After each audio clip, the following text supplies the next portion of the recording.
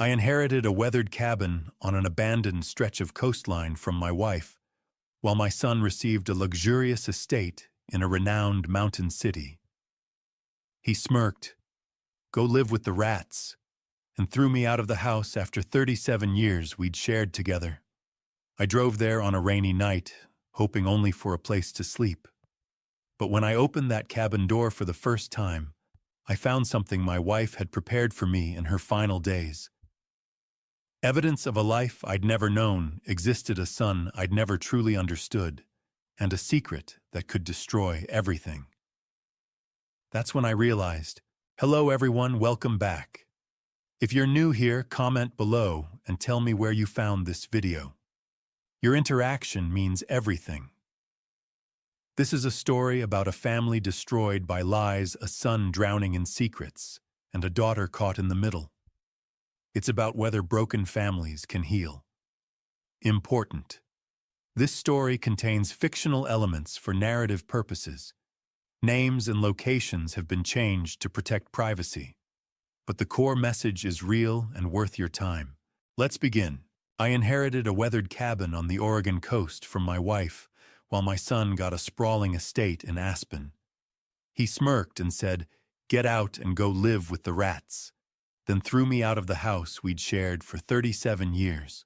That morning, I sat in William's law office in Portland, watching dust motes dance in the pale winter light, filtering through tall windows that overlooked the Willamette River. The attorney shuffled papers across his mahogany desk with methodical precision, his expression carefully neutral as he read the details of Susan's will.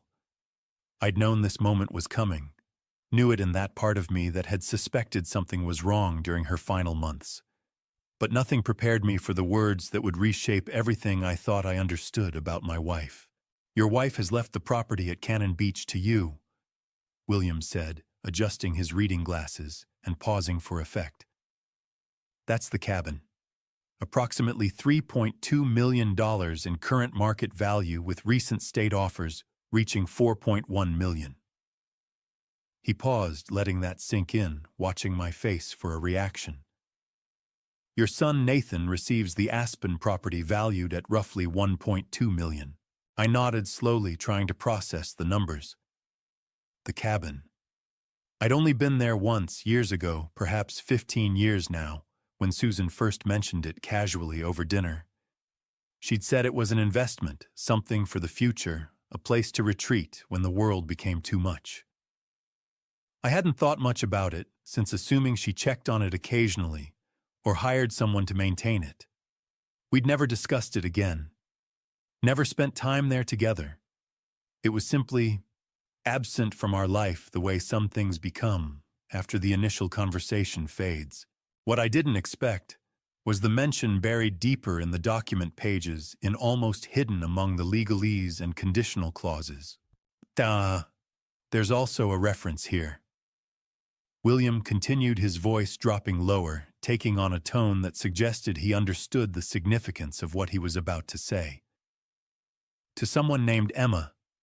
Your wife established a trust fund for her medical expenses. $2 million. He paused, letting that number settle like a stone into water. "And there's mention of a treatment facility in Colorado for someone else. Conditional support, it says. All arranged 3 weeks before Susan's diagnosis became terminal." My chest tightened. The air in the office suddenly felt thin, difficult to draw in. Who is Emma?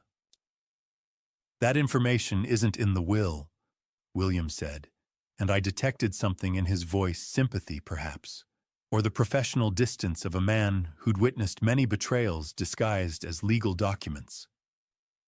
"Your wife was quite private about it. The trust was established 17 years ago, and all records are sealed. I'm sorry, but I can only tell you what's here. 17 years. The number echoed in my mind. 17 years of a life I knew nothing about. The door to the office burst open without warning, the handle slamming against the wall hard enough to leave a mark. Nathan stormed in, his jaw clenched so tightly I could see the muscle working beneath his skin, Jennifer trailing behind him, in a cloud of expensive perfume and designer clothing. My son's face had gone a deep mottled red, not the healthy flush of exertion, but the angry, dangerous color of someone about to lose control of themselves. "Call, this is bullshit." Nathan spat his voice raw, slamming his palm on William's mahogany desk, hard enough to rattle the lamp. "She's giving him the valuable property, the one everyone wants, the one that's already had 2 offers above asking price, and I get stuck with a $1.2 million estate in one of the most exclusive mountain towns in the country." William said quietly, his lawyer's voice cutting through Nathan's rage with surgical precision. "It's the principal," Jennifer interjected, stepping forward to place a hand on Nathan's shoulder. She was a tall woman with calculating gray eyes and the kind of beauty that came from discipline and expense rather than warmth. The kind of woman who'd married my son not for love, but for access to things, money, status connections. Susan promised Nathan the best. "We've been planning our entire future around the cabin's potential. The development opportunities alone." "The cabin isn't for sale," I said.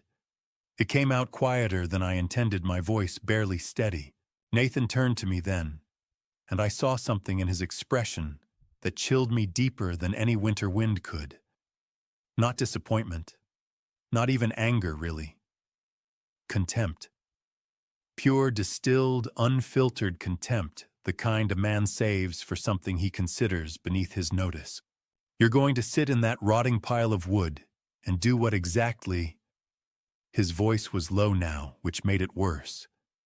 "Pretend you're some kind of victim mom's gone, and now you're the poor old guy living in a shack while I'm stuck with a property that's worth nothing without the beach access we don't have, without the resources to develop it properly. Do you understand what you've taken from us? The Aspen estate is quite valuable." William began attempting to restore order. "It's not valuable enough." Jennifer cut in, her voice sharp as broken glass. She moved closer to Nathan, her hand finding the small of his back, in a gesture that looked more possessive than affectionate, more like ownership than love. "We have plans. We have a vision for that property. And Susan's will just ruins everything we've worked for." I looked at my son, really looked at him across that wide desk, and tried to find something familiar beneath the anger. The boy who'd asked me to teach him to fish when he was 7. The teenager who'd needed my help with his first heartbreak, sitting in my truck for 3 hours while he cried.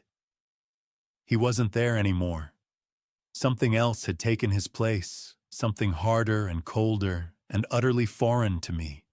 "I want you out," Nathan said, his voice dropping to something worse than a shout, a steady, measured statement of fact.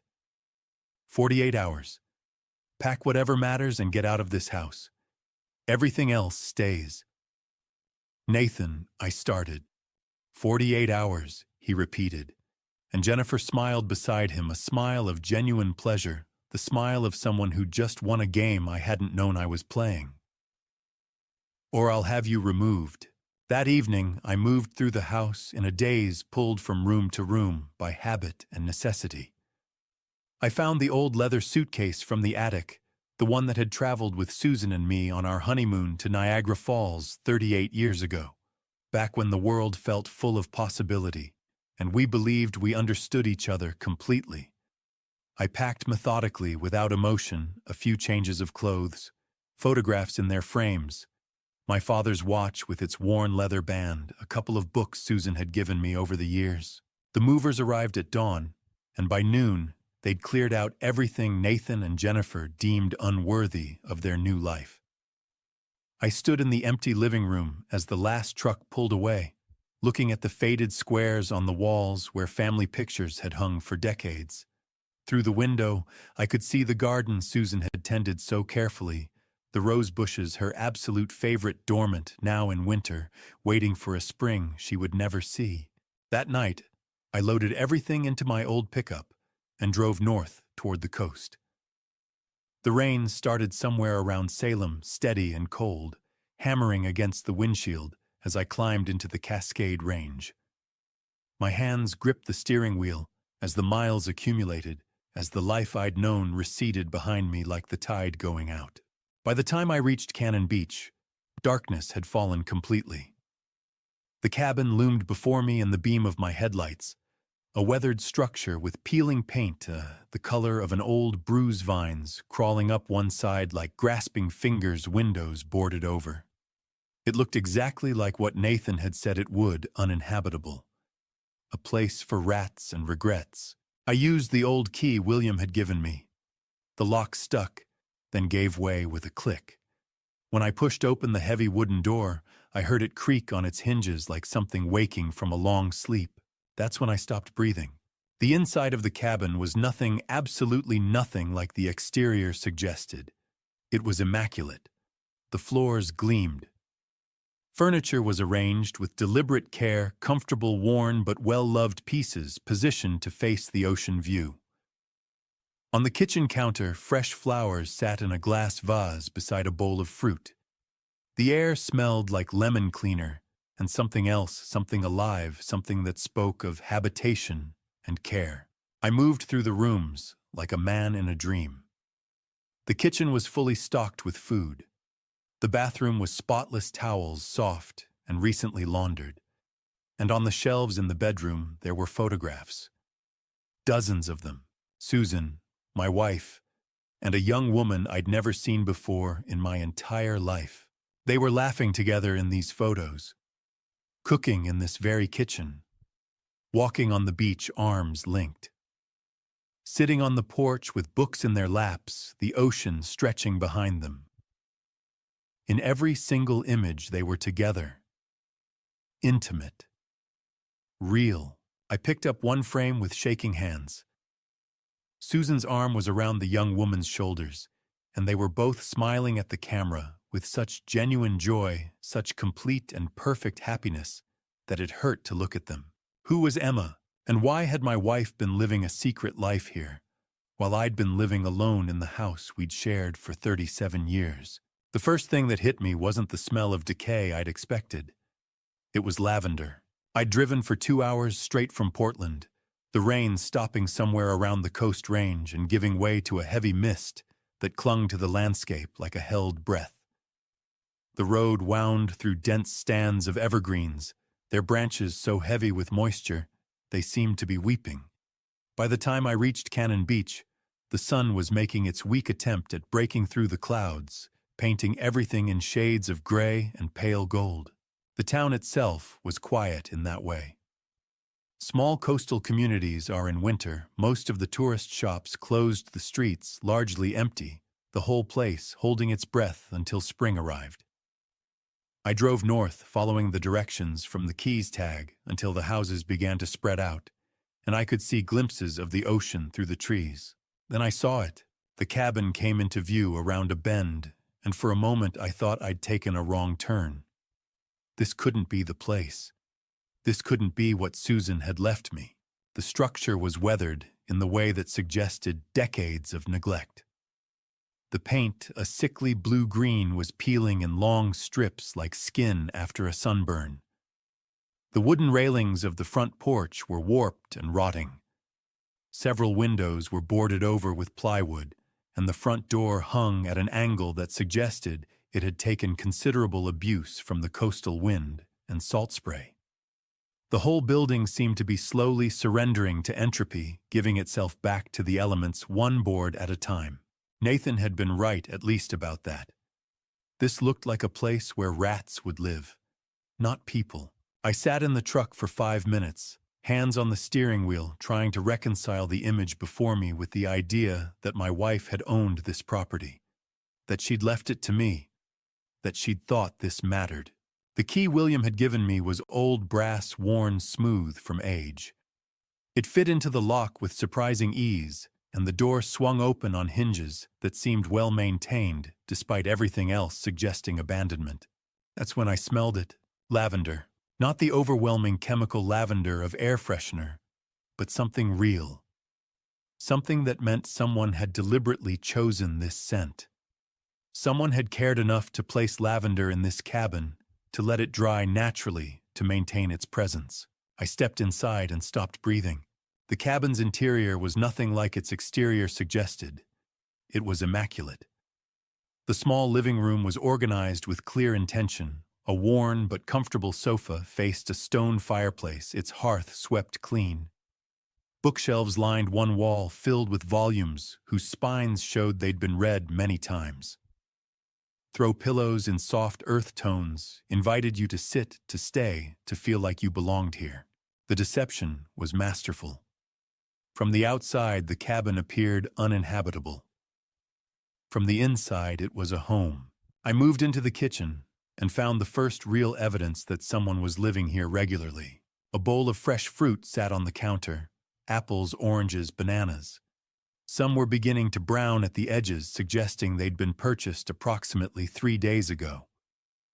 In the refrigerator, I found milk with an expiration date that had passed 3 days prior. Leftover containers held what looked like homemade soup and pasta. Fresh vegetables filled the crisper drawer. Someone was feeding themselves here.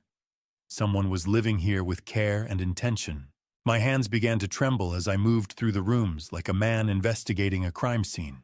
The bathroom was spotless, white towels hung on heated racks, and they smelled like fresh laundry, the kind of clean that comes from line drying or careful washing.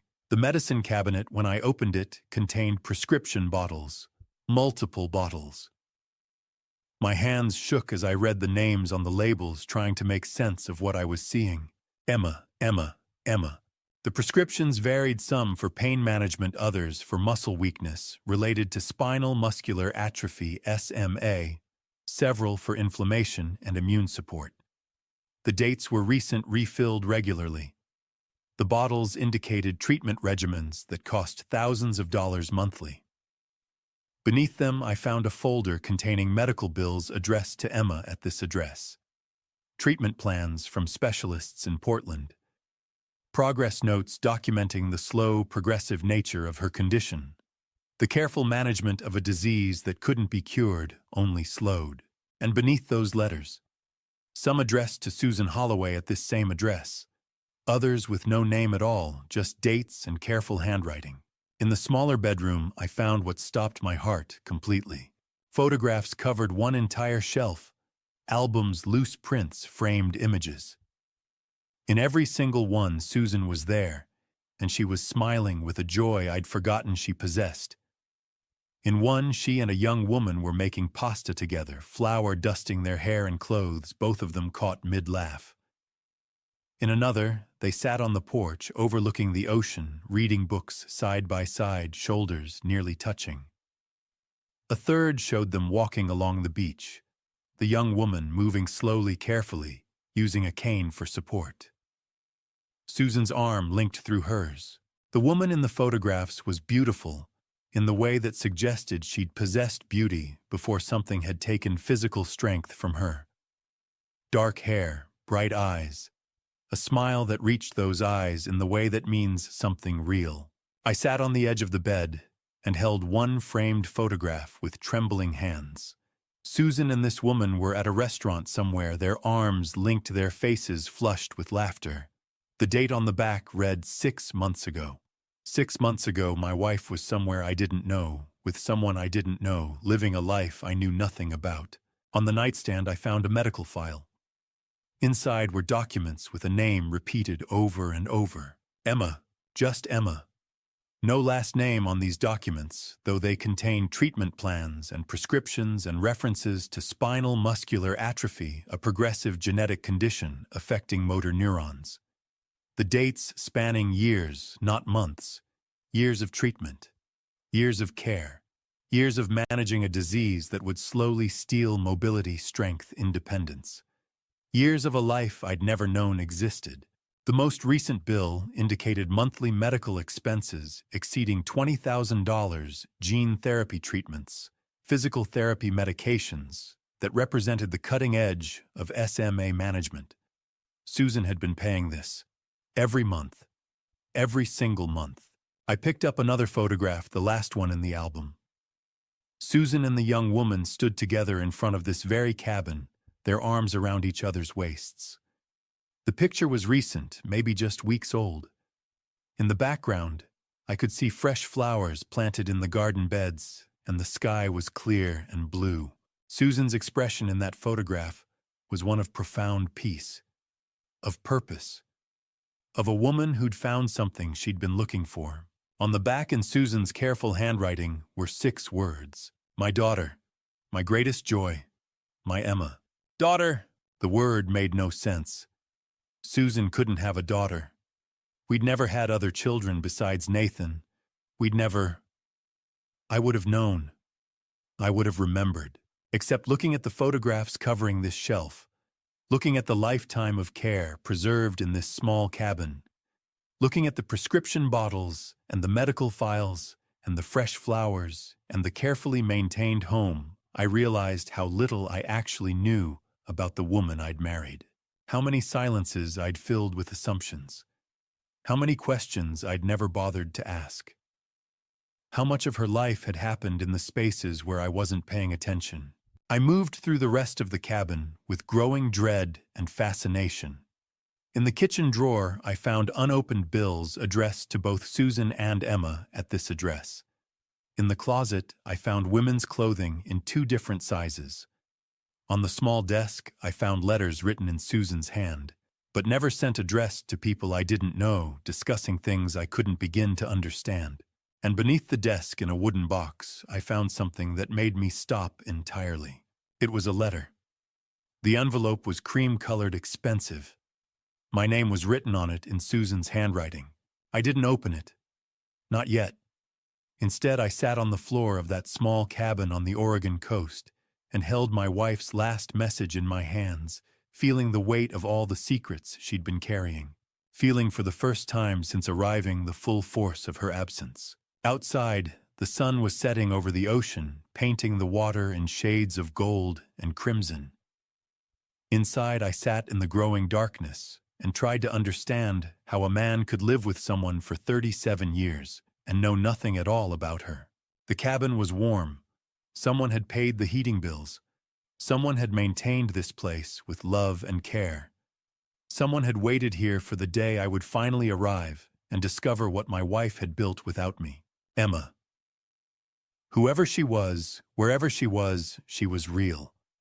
And Susan had loved her enough to build an entire secret life around her. The question wasn't who Emma was. The question was, what else had I missed? She didn't see me at first. She was maneuvering through the cabin's front door with a grocery bag balanced precariously in one hand, her other gripping a wooden cane with the careful precision of someone who'd learned exactly how much weight it could bear. Her dark hair fell across her face as she concentrated on the angle of entry, and I watched as she shifted her weight, adjusted her stance, and managed the small feat with quiet determination. It was late afternoon by then. I'd been sitting in the cabin for 6 hours, moving through rooms like a man in a trance, cataloging my wife's secret life in meticulous detail. The grocery bag told me she'd be home soon. I should have left. I should have driven back to Portland and processed all of this with professional help. Instead, I'd made coffee in a kitchen I'd never known existed and waited. She looked up as she closed the door behind her, and her entire body went rigid. For a moment, we just stared at each other across the small living room. She was perhaps in her early 20s, with the kind of sharp features that suggested intelligence and careful observation. Her dark eyes were taking me in, assessing, calculating, searching for answers in my face, the same way I was searching for them in hers. You're Thomas," she said. It wasn't a question. Her voice was calm, steady, with an undertone that suggested she'd been preparing for this moment far longer than I had. "That's not a guess. How did you—" I started, but she cut me off by setting the grocery bag down on the kitchen counter with careful movements. She pulled a chair out from the small dining table and sat down slowly, methodically, like each movement required calculation. "Jenny talked about you constantly," she said. "When she first found me, I thought maybe she just felt guilty. But it wasn't that. She spoke about you like you were She paused, searching for the word. Like you were the most important thing in her world. I felt something crack inside my chest. Who are you? I'm her daughter, the young woman said simply. Her biological daughter. She placed me for adoption when she was 17. She found me 2 years ago. The words didn't make sense. They weren't in any order that my brain could process them into something coherent. That's impossible, I said. Susan would have told me. I would have known. She wanted to tell you, she said. There was no accusation in her voice, but that somehow made it worse. She wanted to for a long time, but she was afraid of how you'd react, of whether you'd understand, of whether it would change things between you. She looked out the window toward the ocean, visible in patches between the trees. And then she got sick, and it became more complicated. I moved to the sofa and sat down my legs, suddenly uncertain about their ability to support me. What's your name? Emma, she said simply. Just Emma. You have a progressive condition, I said. It wasn't a question. I'd read the medical files. Spinal muscular atrophy, SMA, she confirmed, and there was something matter-of-fact about the way she stated it, like it was just another fact about herself, no more or less important than her hair color. It's progressive. I'll need a wheelchair in maybe another year or two. After that, she shrugged. The disease determines the timeline, not me. How much? I asked quietly. How much has she spent? More than she could afford, Emma said. She refinanced the house, took out loans, sold some of her jewelry, and then she bought this place 3 years ago and started putting money aside for me. Emma gestured around the cabin.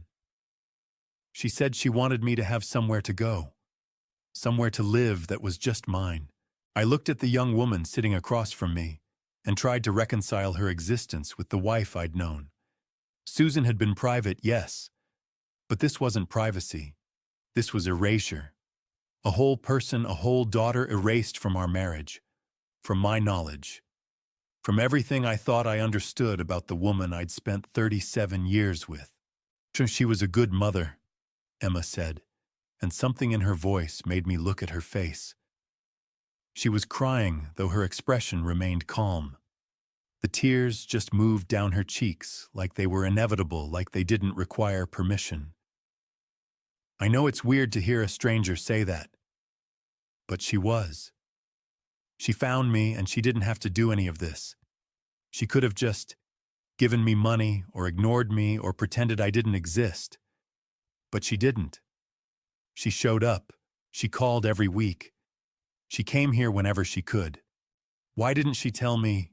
The question came out broken. Because she was protecting you, Emma said. She reached beside the sofa and pulled out a wooden box. It was small, about the size of a book crafted from dark mahogany, with careful attention to detail. On the lid there was a carved design, a rose, I realized seeing it now.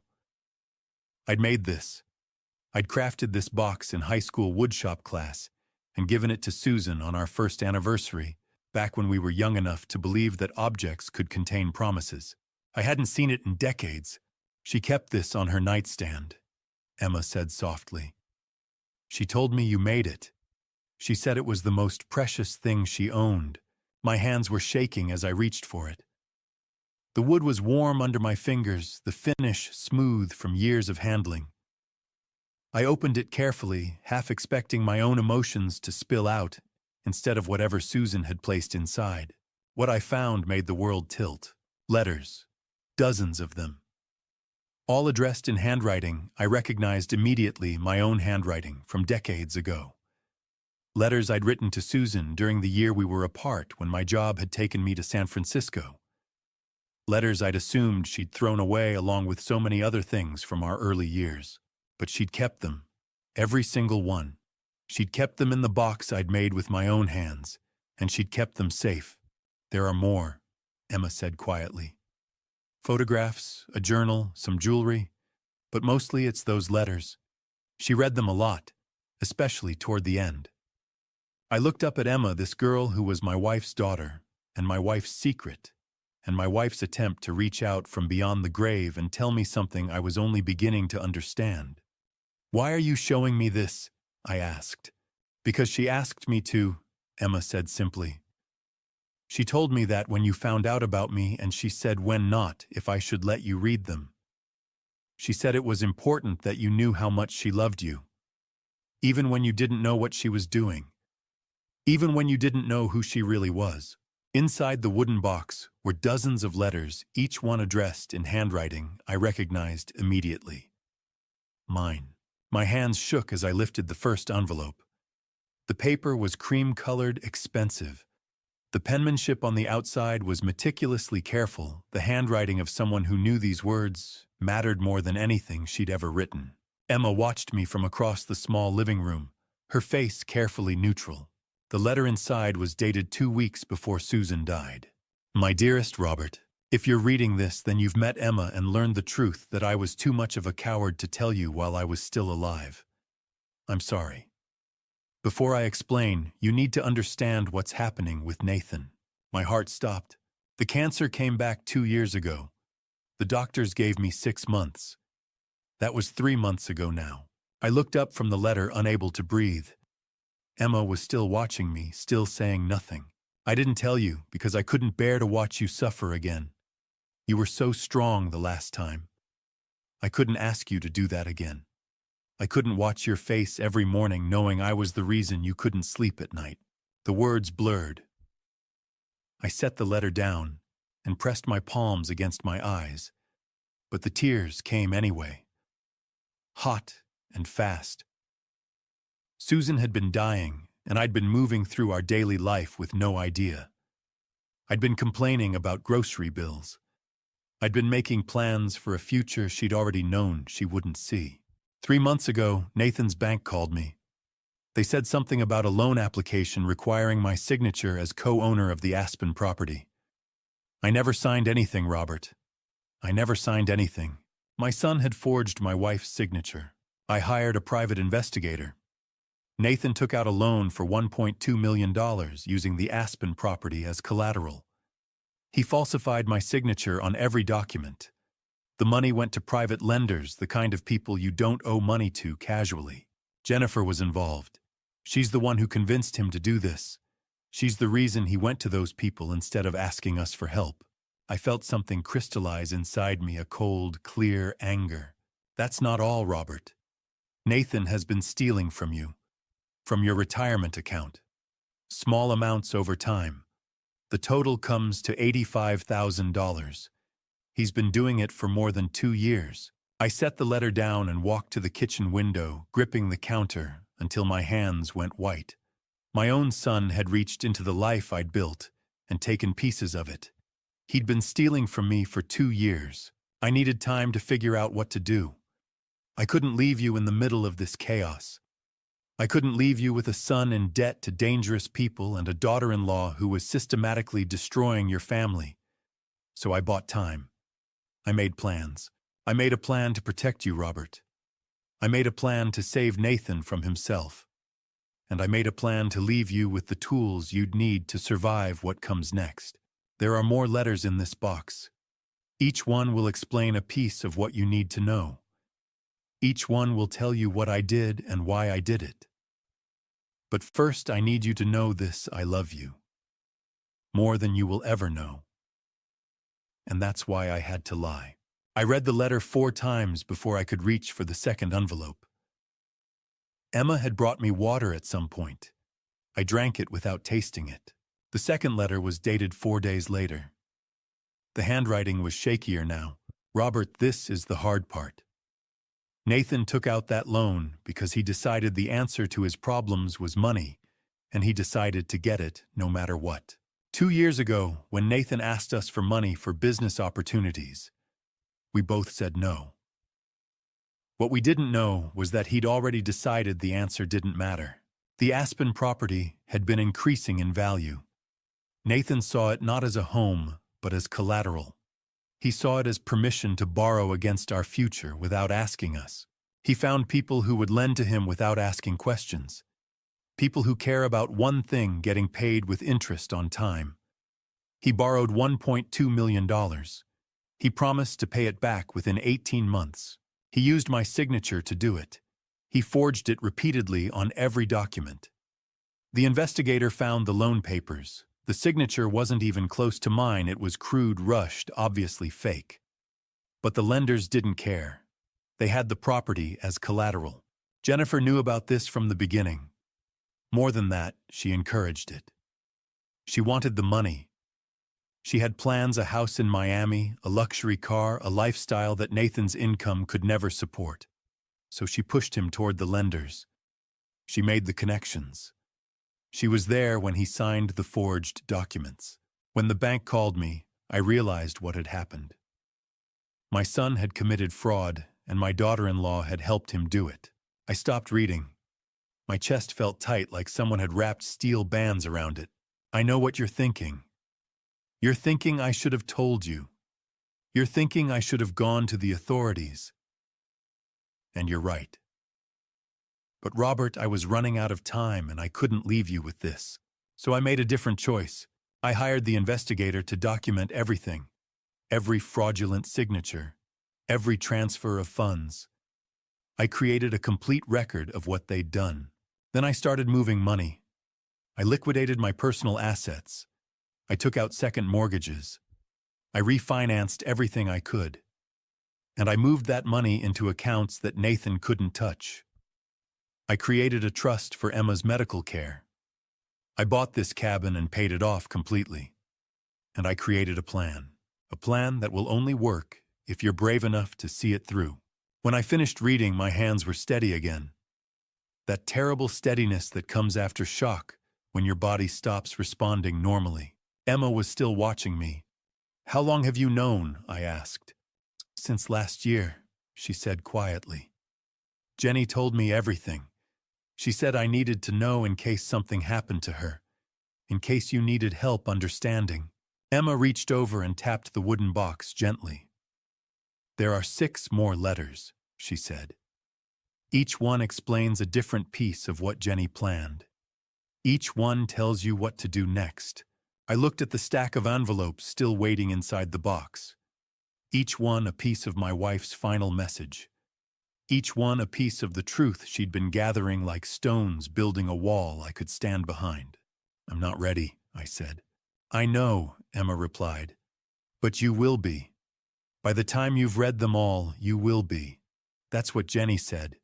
She said you're stronger than you think you are.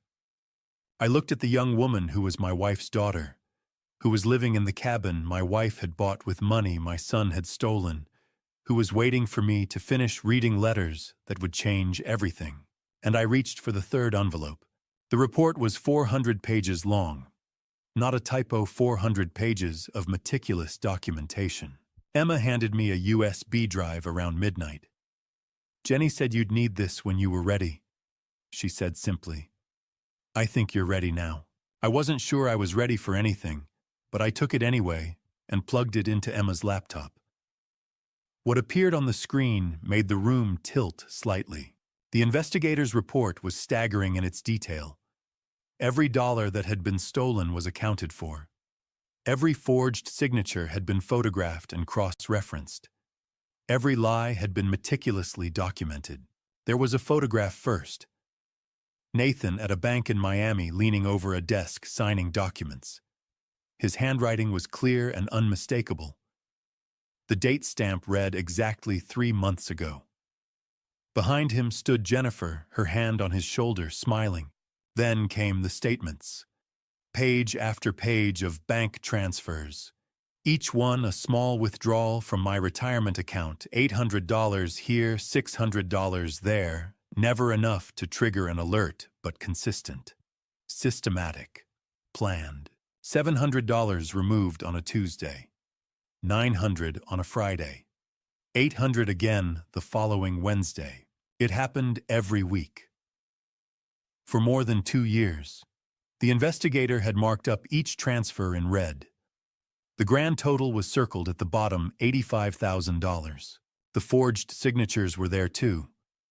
documents from the Aspen property sale, loan agreements that bore Susan's name but not her hand, mortgage applications where the signature was crude and rushed, nothing like the careful penmanship I recognized from 37 years of watching her sign her name.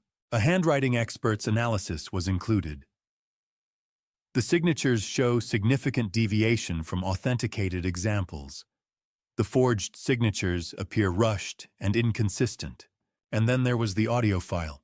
I almost didn't click on it, but I did because I needed to hear it in their voices. The recording was from 6 months ago.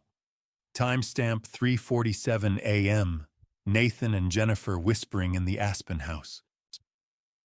"Did you finish the bank documents?" Nathan's voice was tense, urgent. "Done," Jennifer replied. "Just make sure you sign Mom's name exactly like the sample I gave you. What if Dad notices the money's missing?" There was a pause. "By the time he notices, we'll be gone," Jennifer said. Her voice was calm, clinical. "We take the villa, clear the debt, and disappear. South America, maybe. Somewhere they can't touch us. And Mom..." The pause that followed was the worst silence I'd ever heard. "Your mom is dying, Nathan," Jennifer said. "She's got maybe 6 months left. By the time she figures out what we've done, we'll be gone. And by the time that happens, well, her medical bills for Emma's SMA treatment will stop being a problem for anyone." I had to stop listening. I had to close the laptop and stand up and walk away, because if I didn't, I thought I might break something. My hands were shaking. Emma watched me with sad, steady eyes. She'd heard this before. She knew what it contained. She knew that Jennifer had mentioned her explicitly had reduced her existence to a financial burden, a medical cost. "There's more," Emma said quietly. I took a breath and sat back down and clicked continue. The investigator had included a financial breakdown. The Aspen property had been valued at $1.2 million when Nathan and Jennifer first started planning. But the real estate market in Colorado had contracted. Current market value $400,000. Nathan had borrowed $1.2 million against an asset that was only worth $400,000. He owed $800,000 with no way to pay it. And the lender was someone named Mr. Garrett. There was a photograph. A man in his 60s with flat, dark eyes. The investigator's notes read, "Known associate of organized crime, multiple arrests, no convictions." The note at the bottom, "Payment due in 30 days. Default consequences will be severe." 30 days. Nathan had 30 days to pay $800,000 he didn't have to a man who broke people for a living. But then I found the second set of documents. These were different. These showed bank transfers originating from Susan's accounts. One transfer for $1.2 million made 2 weeks before she died. The recipient was listed as a trust account in William's name. The description read, "Debt Settlement and Medical Care Trust." There was a letter dated the same day. It was in Susan's handwriting, but addressed to William. "The funds have been transferred. This money is specifically designated for the settlement of Nathan's outstanding debt with Mr. Garrett, $1.2 million full payment. The remainder is designated for Emma's permanent medical care, specifically for her ongoing spinal muscular atrophy SMA treatment. However, release of funds for Nathan's debt is conditional. Nathan must complete a minimum of 6 months in a qualified treatment facility in Colorado. The treatment must be documented with progress reports. If Nathan does not complete treatment, all remaining funds are placed permanently in Emma's trust. If anything happens to me before this is executed, William is to contact Thomas immediately. I looked at Emma. "Did she know?" I asked. "Did Susan know they were talking about her dying like it was convenient? Did she know they mentioned your medical costs like you were an obstacle?" "Yes," Emma said simply. "That's why she moved so fast. That's why she liquidated her insurance policy. That's why she set up the trust. She needed you to understand what you were dealing with before you had to deal with it." I looked back at the laptop screen, at the photograph of Mr. Garrett, at the accounting of my son's theft, at the evidence of my daughter-in-law's calculated cruelty, at how they'd discussed letting a dying woman's medical debt become irrelevant because she wouldn't be around to worry about it. Susan had seen it all coming. She'd understood that Nathan wasn't just desperate, he was capable of betraying his own mother. That Jennifer wasn't just ambitious, she was willing to exploit a terminal illness and dismiss a disabled young woman's needs. And Susan had prepared for it. Every document, every recording, every piece of evidence had been collected with surgical precision. My wife had been lying to me not out of malice, but out of mercy. She'd been protecting me from a truth that would have destroyed me while I was still whole enough to be destroyed. She'd been ensuring that Emma, her real daughter, the one she'd chosen, would never again be treated as a financial burden. When Nathan called for the 15th time, I finally answered. I sat on the porch of the cabin with the USB drive in my lap, the evening air cool against my skin, the ocean invisible in the darkness, but present in every breath. Emma was inside giving me space, but I could see her silhouette through the window, waiting. The same way Susan must have waited for years, holding secrets that belonged to everyone in this family. My voice was very calm when I spoke. Too calm. The kind of calm that arrives just before a storm breaks, when the pressure in the air becomes almost unbearable, and everything goes still. His voice cracked on the single word, the way a voice cracks when fear takes over. Dad, thank God. I've been calling for days. Where are you? I could hear panic in his breathing. Real panic. The kind that comes when someone realizes their carefully constructed lies are collapsing like a house built on sand, when the walls they've so carefully maintained are beginning to crumble under the weight of exposure. I know about the loan, Nathan, I said. My voice was steady in a way I didn't know it could be, in a way it hadn't been since Susan died. I know about the $1.2 million you borrowed from Mr. Garrett using forged documentation. I know you used the Aspen property as collateral with signatures that weren't your mother's. Silence. The kind of silence that means a person has stopped breathing entirely, that their entire nervous system has seized in the moment between hearing the words and understanding their implications. I've seen the bank statements. I continued, my voice unwavering. I've examined the forged signatures on the loan documents, compared them to your mother's real signature. I've traced the money through 3 different accounts, and I know about the withdrawals from my retirement account. $85,000, Nathan. Taken in increments of $800 to $900 every few days over more than 2 years. I could hear him breathing now, fast and shallow, like an animal caught in a trap. Who told you? His voice was so quiet I almost didn't hear it. Dad, who told you? I know about Mr. Garrett, I said, and my voice was colder now. Harder, edged with something I'd never heard in my own tone before. I know that he's not like normal lenders. I know that he deals with people who can't go to legitimate banks. I know that people who fail to repay him sometimes disappear. I know he's already threatened you. I know all of it, Nathan. Dad, you don't understand. Nathan's voice rose, now tinged with desperation. You don't know what these people are like. If I don't pay him back, he'll hurt me. He's already made it clear. These aren't bank executives, Dad. These are criminals. Real criminals. They've already told me what happens if... Your mother was dying, I said.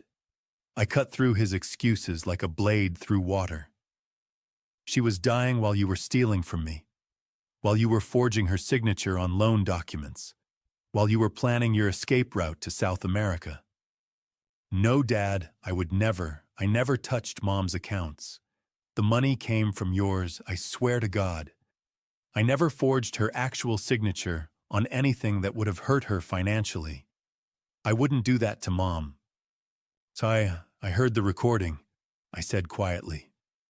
The recording Jennifer made, the one where she talked about your mother, where she said it was fortunate that Susan didn't have much time left, where she said it would make things simpler when you inherited. Nathan made a sound that might have been a sob or might have been a gasp of pure terror. It was the sound of a man who realizes there are no more lies left to tell, that every escape route has been cut off, that the game is over and he's lost. That was just she didn't mean it like that. Jennifer talks without thinking sometimes. She was upset about the financial situation, but she never actually... I've read everything, Nathan, I said. My voice didn't rise. It didn't need to. Quiet conviction carries more weight than shouting ever could. Every document, every bank statement, every forged signature, every transfer, every lie, I have it all. And now you're going to tell me the entire truth, or I'm going to the police with everything I have. Dad, please. Nathan's voice was breaking now, genuinely breaking. If you go to the police, these people will kill me. They're not joking. They're not making empty threats. They will actually kill me. You don't know what they're capable of. You don't understand organized crime. They don't care about the legal system. They care about money, and they care about people who cross them. I let that hang in the air between us for a moment. The weight of it. The fear in his voice was genuine. Whatever else Nathan had done, whatever lies he'd told, whatever crimes he'd committed, his fear of Mr. Garrett was absolutely real. You're going to drive to Cannon Beach, I said finally. There's a cabin here, by Bien Cannon, Oregon. You know where it is. You're going to drive there tonight. Alone. I can't, Dad. I can't leave Portland. If I disappear, if I'm not here, they'll go after Jennifer. They'll hurt her. They've made threats about what they'll do if I try to run. You don't understand how this works. You're going to leave, I said, and there was something in my voice now that must have sounded final because Nathan stopped mid-sentence. You're going to tell Jennifer that you're meeting with me. You're going to drive to this cabin, and you're going to walk through that door, and you're going to tell me every single detail about the loan, about the theft, about what you and your wife planned. And if I don't... Nathan's voice was very small now, broken in a way I'd never heard before, like a child who's lost everything. Then I'm going to the police, I said. I'm going to give them everything, the documents, the recordings, the evidence, all of it. And I'm going to press charges, fraud, forgery, theft, whatever they can make stick. And Mr. Garrett, he'll be the least of your problems. Nathan was crying now. I could hear it in his voice, not the performative tears of a manipulator, but the genuine sound of a man whose entire world was collapsing at once, whose careful construction of lies and theft and ambition was crumbling into dust. What time? His voice was barely audible. Midnight, I said. Don't be late. I hung up before he could respond. I turned off my phone, watching the screen go dark. For the first time in months, I felt like I was breathing normally, like I was in control of something. Anything. Emma emerged from the cabin and sat beside me on the porch step. She didn't say anything. She just nodded, and I understood that Susan had prepared her for this moment too, that my wife had known I would need to do this, that she'd left me everything I needed, the documents, the evidence, the truth, to become the kind of man who could stand in front of his own son and deliver an ultimatum. Around sunset, I texted Nathan the coordinates, just the GPS location and nothing else. No explanation, no softening of the blow. I saw his headlights cut through the darkness around 11:47 p.m. The black BMW looked obscenely out of place on the gravel road leading to the cabin, all leather and expensive chrome gleaming in the moonlight, like something from another world, a world of money and lies and comfortable deception. My son emerged from the car, slowly, carefully, like a man walking to his own execution. He saw me standing on the porch, backlit by the warm light from inside, and his entire body seemed to collapse inward on itself. "Dad," he said. His voice was barely a whisper now. "Dad, I'm sorry. I'm so sorry." I didn't move. I didn't speak. I just looked at my son, really looked at him, and tried to find the boy I'd taught to fish and helped through his first heartbreak. He wasn't there anymore. In his place stood a man I didn't recognize. A man capable of forging his mother's signature. A man who'd stolen from his own father. A man who'd listened to his wife talk about his dying mother's convenience without protest or conscience. "Come inside," I said finally. The door was open behind me, warm light spilling out onto the cold night. "We have a lot to discuss." Nathan came through the door like a man walking to his execution. His face went completely white when he saw Emma sitting beside me. "Who is this?" he asked. His voice was thin, uncertain. "Why is there someone here?" "Nathan," I said quietly. "I want you to meet your sister. This is Emma. She's your mother's daughter." For a moment, he just stared. His mouth moved, but no sound came out.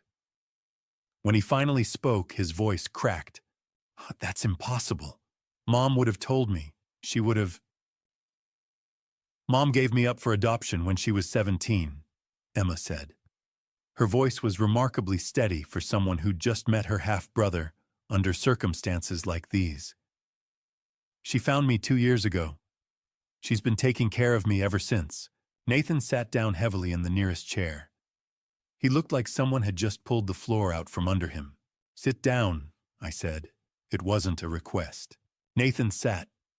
I didn't wait for him to settle before I started laying out the documents. Bank statements, loan agreements, photographs from security cameras.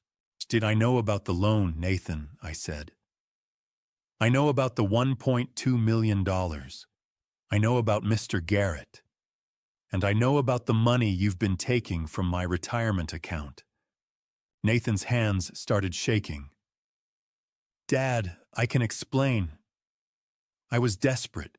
Those people were threatening me and I didn't know what else to do. If I didn't get the money..." "I know you didn't make this decision alone," I said. I pushed a photograph across the table toward him. It was from the Miami bank. Nathan leaning over a desk, his signature visible on the documents in front of him. Behind him, barely visible in the background, was Jennifer. Her hand was on his shoulder. She was smiling. "And that's Jennifer in the background," I said. "Jennifer who convinced you to forge your mother's name. Jennifer who pushed you toward dangerous lenders. Jennifer who didn't seem to care that your mother was dying while you were making these plans." Nathan stared at the photograph like it was a snake. "You didn't do this alone," Emma said quietly. "And Mom knew that. She knew about all of it. How could she possibly..." Nathan's voice was barely a whisper. "She hired an investigator," I said.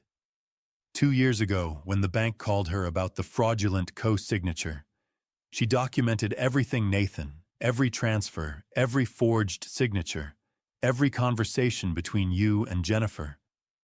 I opened the laptop. The investigator's report was still there, all 400 pages of meticulous documentation. I didn't play the audio file yet. I let him read through the bank statements first. Let him see his own theft laid out in black and white, transaction by transaction, lie by lie. "This isn't... I didn't..." Nathan's voice trailed off into nothing. "There are security camera photos from the bank in Miami," I continued. "The teller still remembers you. She remembers Jennifer too. She remembers the documents you signed. She remembers the conversation you had about liquidating assets quickly." I pushed the photographs across the table. Nathan's face clear as day. Nathan signing documents. Nathan standing with Jennifer in the bank lobby. "But you can't deny this," I said. "You can't make this go away, and you can't hide behind desperation or threats from Mr. Garrett. Because your mother knew about all of it, and she made plans for it anyway." Nathan looked at Emma like she was a ghost. Your mother spent the last months of her life making sure you had a chance, Emma said. Her voice was calm, but there was steel underneath it. She transferred $1.2 million from her life insurance to settle your debt. She did it on the condition that you enter a treatment program, that you actually deal with the addiction and the compulsion that led you here in the first place. I don't have an addiction, Nathan said, but his voice didn't sound convinced. Chatintongs, you stole $85,000 over 2 years, I said. Small amounts carefully hidden. You forged your mother's signature. You borrowed money from people who break legs for a living. That's not desperation. That's compulsion. That's addiction. Nathan's entire body seemed to collapse inward. He put his face in his hands. Mom knew, he asked. His voice was muffled. How much did she know? Everything, I said. She knew about the loan. She knew about the theft. She knew about Mr. Garrett. And she knew about Jennifer helping you do it. Jennifer didn't. She just what? I leaned forward. She just encouraged you to commit fraud. She just convinced you to steal from your own father. She just listened to your mother talk about her cancer diagnosis and calculated how convenient it was that she wouldn't be around to interfere. Nathan looked up at me with red-rimmed eyes. There's a recording, I said quietly, of Jennifer and you talking about Mom, talking about her dying. Would you like to hear it? Nathan shook his head violently. No, I don't. I think you need to, I said. I reached over and clicked play. The recording was only 3 minutes long, but it felt like 3 hours. Nathan's voice desperate and urgent. Jennifer's voice cold and calculating. The casual cruelty with which she discussed Susan's imminent death. The way she talked about disappearing to South America. The way she planned to abandon everyone without a second thought.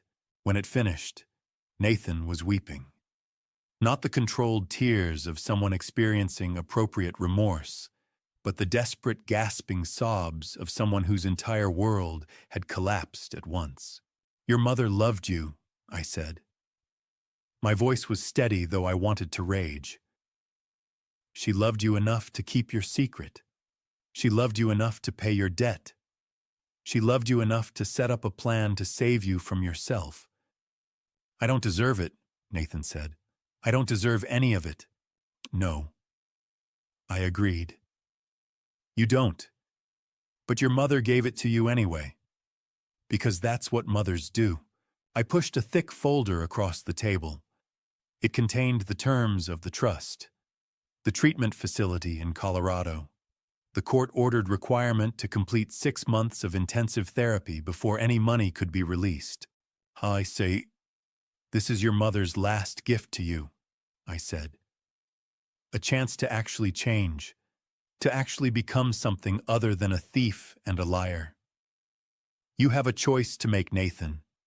You can take it or you can refuse it and face the legal consequences on your own. Nathan looked at the folder like it was the most dangerous thing he'd ever seen. When? He asked quietly.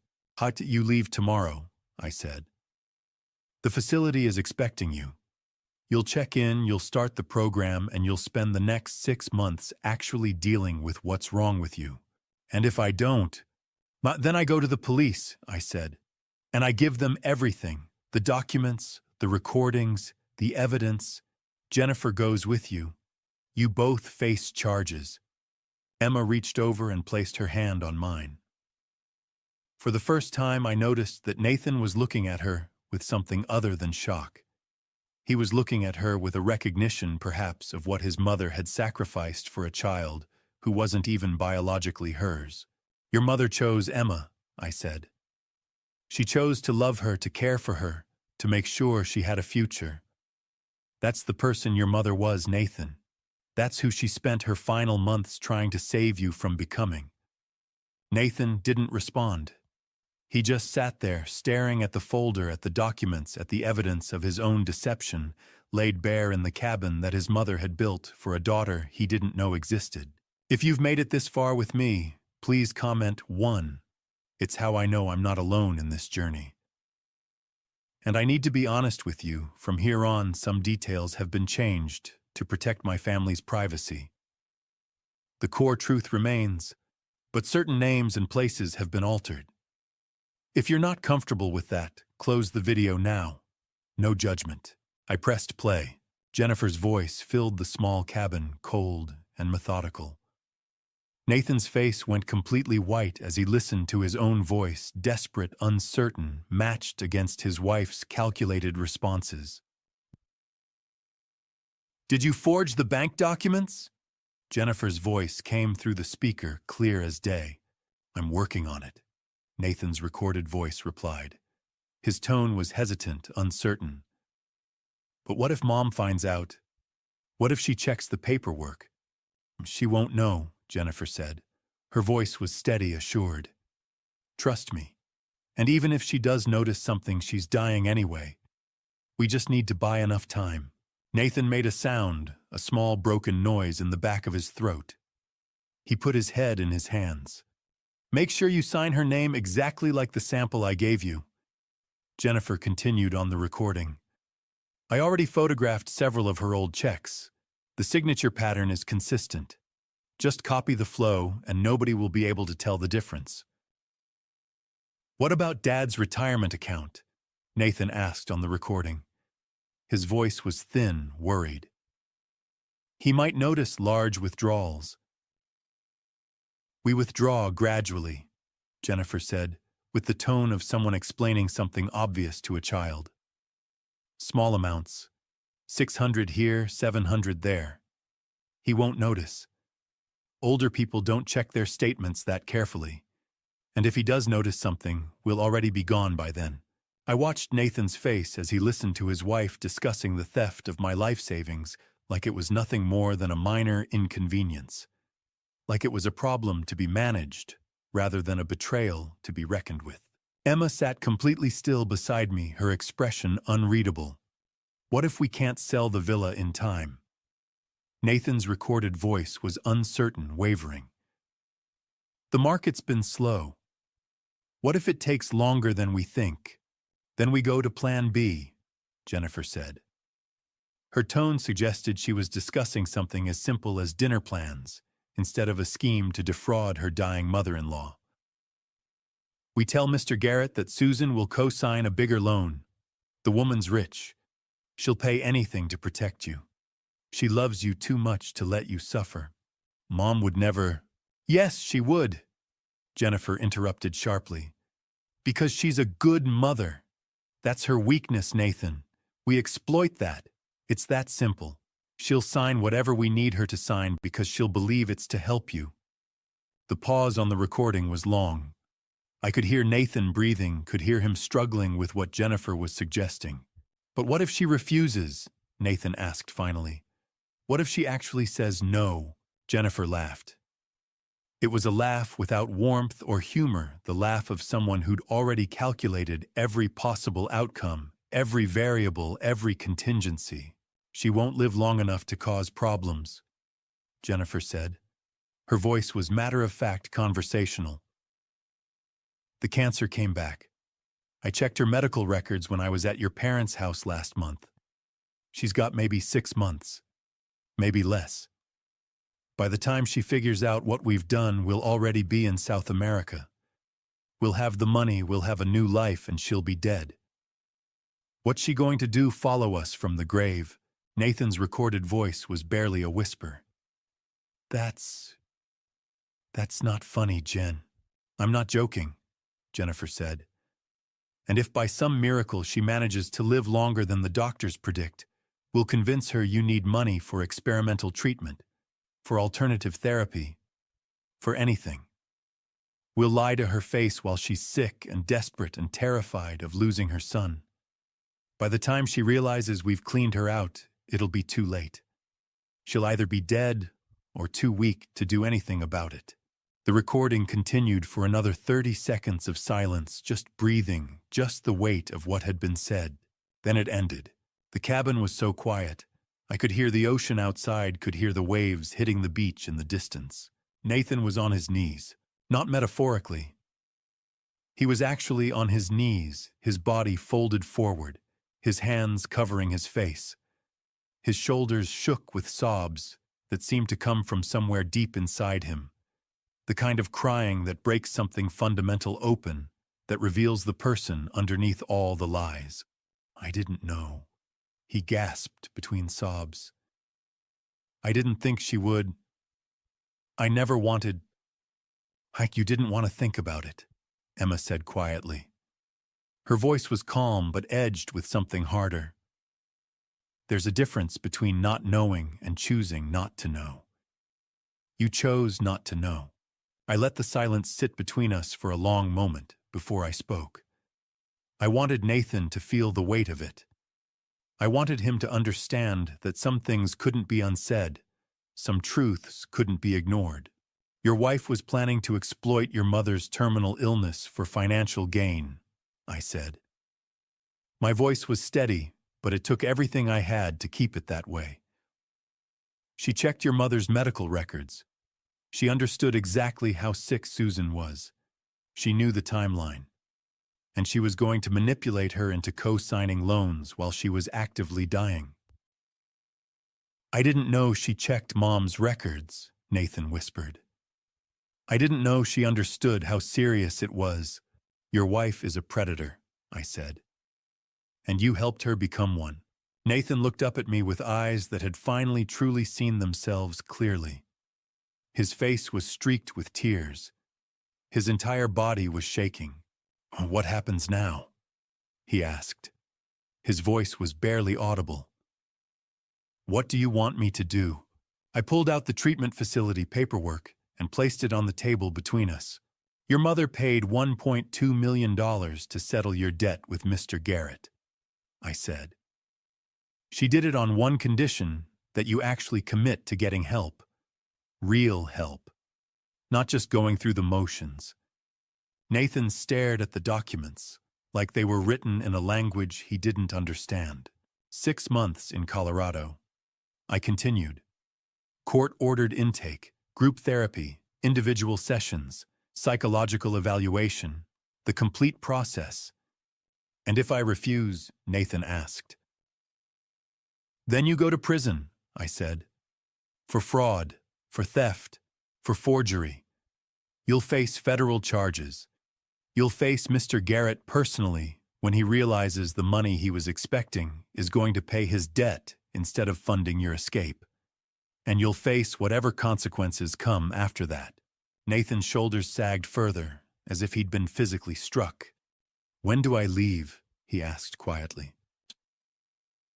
"Tomorrow morning," I said. 8 a.m. The facility is expecting you. You pack one bag, essential items only. You don't contact Jennifer. You don't contact anyone else. You check in, and you spend 6 months figuring out who you actually are when you're not stealing or lying or running from consequences." Emma placed a folder on the table in front of Nathan. Inside were printouts of Susan's letters. Letters she'd written to her son but never sent. Letters explaining why she'd done everything. Letters offering a path to redemption that she would never live to see him take. Nathan picked up the first letter with trembling hands and began to read his mother's final words. I left him there in the dim light of the cabin, surrounded by evidence of his own deception and his mother's unshakable love. Sometimes the most powerful punishment isn't something imposed from outside. It's the realization of what you've lost, what you've destroyed, what you could have had if you'd chosen differently. I pulled out the final stack of documents. This was the part that would change everything. This was the part Susan had spent months carefully constructing a foundation for her son to stand on or to fall through depending on the choices he made next. "Your mother paid your debt," I said simply. "All of it. The entire $1.2 million. Nathan's head came up slowly like he'd been physically struck. His eyes widened as he tried to process what I was telling him.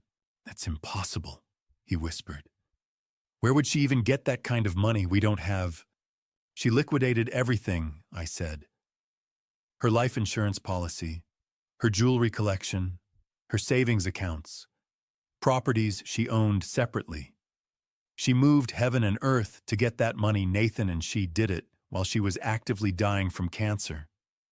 Nathan's face had gone gray. He looked like he might be sick at any moment. But that money was supposed to be for me, he said. His voice was small, uncertain, almost childlike. I'm her son. That inheritance was supposed to be mine. That's how it works. He trailed off as the reality began to sink in. Emma leaned forward, her expression completely cold. You're her son, she said quietly.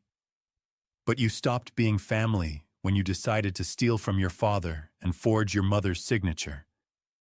You stopped being someone worth saving when you let Jennifer convince you that your mother's death was a convenience. And the debt has been settled.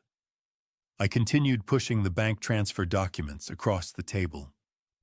Mr. Garrett has been contacted and paid in full. You still have your life, Nathan. That's what your mother bought for you with her final months. Nathan stared at the bank transfer documents. The amount was staggering, a number so large it seemed abstract, unreal. The dates showed it had all been transferred just 3 weeks before she died, while she was in pain, while she was preparing to leave this world. The Aspen property will be sold, I said. Whatever profit remains after taxes and fees will go toward your treatment costs. The cabin, this place, will also be liquidated. Everything your mother built, everything she owned, will be converted into your second chance. Pecan chance. Nathan looked up at me, desperation in his eyes. Second chance at what? At becoming someone your mother could actually be proud of, I said. At becoming someone who isn't a thief. At becoming someone who doesn't need to steal to feel powerful. Emma pushed another folder across the table. This one contained admission papers to a treatment facility in Colorado. Not a luxury rehab for wealthy addicts seeking discretion. A serious, intensive program designed for people with genuine compulsions and genuine problems. You're checking in Monday morning, I said. A car will pick you up at 7 a.m. You'll bring one bag, one change of clothes, toiletries, nothing else. No phone, no outside contact for the first 2 weeks. Nathan's hands were shaking as he reached for the admission papers. His fingers hovered over them like they might burn him. The program is 6 months, I continued. Group therapy, individual sessions, psychological evaluation, intensive treatment for gambling addiction and the underlying issues that led to your crimes. After that, you'll need to figure out how to rebuild whatever can be rebuilt. 6 months. Nathan's voice cracked. I can't. I have responsibilities. Jennifer needs me. The business is the least of your concerns, I said. And Jennifer has made her own choices. And if I refuse? Nathan asked. There was desperation in his voice now, a man grasping for any escape route. Shakikuri, then the trust is voided, I said. Every penny of it. Jennifer faces charges alone and goes to prison. You face Mr. Garrett personally with no protection and no resources. And you spend the rest of your life understanding exactly what your mother was willing to sacrifice for you. Nathan put his head in his hands. His shoulders shook with sobs that seemed to come from a place he didn't know existed inside himself. There's one more thing, I said quietly. I reached for my phone and made a single call. It's done, I said into the receiver. Then I hung up. Less than 5 minutes later, there was a knock on the cabin door. Emma stood up and opened it. 2 police officers stood on the porch, their expressions neutral and professional. One was a woman in her 50s. The other was a younger man with a notebook in his hand. We're here for Jennifer Holloway, the female officer said. We have a warrant for her arrest on charges of fraud, forgery, identity theft, and conspiracy to commit financial crimes. Nathan's head snapped up like he'd been struck. What? No, she's not even here. She's at home in Portland. You can't. We're aware, the officer said. "She's already in custody. We picked her up 2 hours ago at your residence." I watched as Nathan's world collapsed again, in a different way this time. He'd been willing to accept punishment for himself, but seeing Jennifer actually arrested, actually being held accountable for her own choices, seemed to break something in him that hadn't been broken before. The officers showed me a copy of the warrant and confirmed the details. Everything had been arranged quietly, professionally. No media circus. No spectacle. Just consequences delivered with the precision of a surgeon's blade. "Mia Nathan," I said, and he looked at me. "Your mother didn't just save your life from Mr. Garrett. She saved it from yourself. She created consequences that are inescapable and inevitable. She made sure that no matter what you chose to do, you would have to face what you've become." Nathan's eyes were red and swollen from crying. He looked destroyed.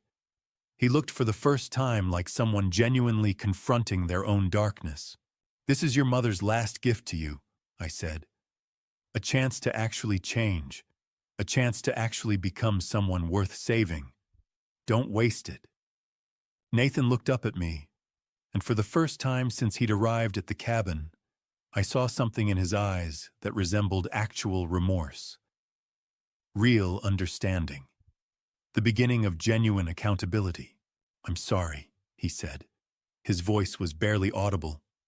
"For everything. For Mom. For Dad. For all of it. I'm so sorry." "I'm not the one who needs your apology," I said.